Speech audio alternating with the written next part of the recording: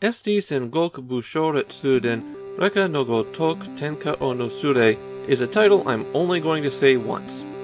Usually I try to streamline these things with extremely long titles to just what Japanese players call the game. But here they're actually divided because the title screen in the game is in tiny text on the box and cartridge. Similar to the Knight Gundam game that we saw 7 days ago, this was based on a line of collectible stickers that Bandai was releasing at the time. They seem to have wound up being a bit unpopular, as they made one set in 1989, and then nothing further. This game's actually better known than the sticker series, and nobody remembers the game. This is a strategy game, very much in the line of Koei's Nobunaga no Yabo.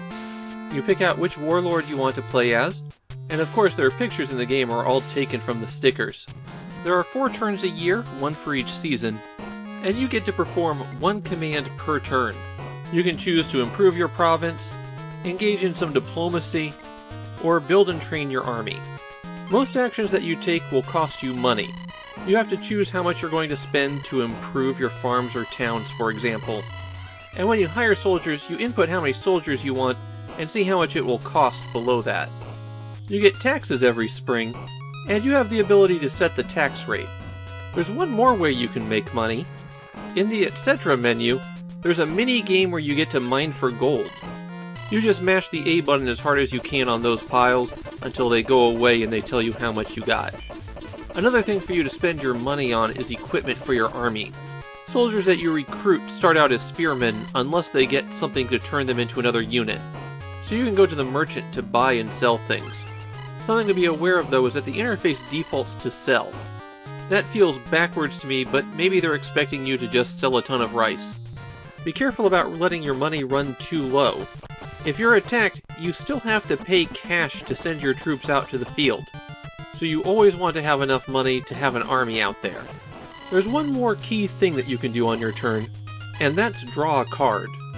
Here you're pulling another one of the stickers for a secondary effect. You might get a mini-game, some additional gold, or a general who can lead your army in your place. If you want to send your own military to attack someone, then the first thing you have to do with them is determine how many troops you're going to send. After that, you deploy your forces on the map. The map is only a single screen, and combat plays out on a grid. At least there are multiple maps in the game. All troops of the same type are grouped together, so you only have 1 unit of each kind. You have spearmen, cavalry, archers, gunmen, and samurai, who are led by your general. Your goal in every battle is to defeat the enemy general, and turns are an I go, you go situation. You move all of your troops, your opponent moves all of their troops. If you want a ranged unit to attack, you have to hold down the A button and then press in a direction. When 2 generals clash, you go to this action scene. Their health is determined by their troops, so you can wear them down before you get into this duel. Here you hold down A to charge to the far side of the screen. If you're going full speed when you collide with the enemy general, they'll take more damage than you. It might look like it's on a 2D plane, but you can move freely around this screen. If you win, then obviously the day is yours.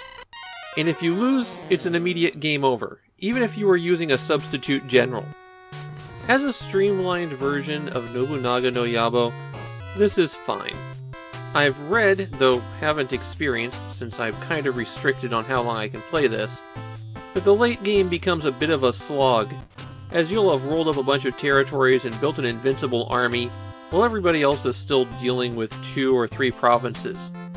I have played a lot of Sengoku-era themed strategy games at this point. I mean, a lot. And this game with its extra long title isn't one of the bad ones, but there's nothing that really stands out here either. It's streamlined, but not in ways that are interesting. And I feel like the cards and weird mini-games don't add anything here. I'd say this mainly exists for fans of that series of stickers, but I don't think there's any fans of those either.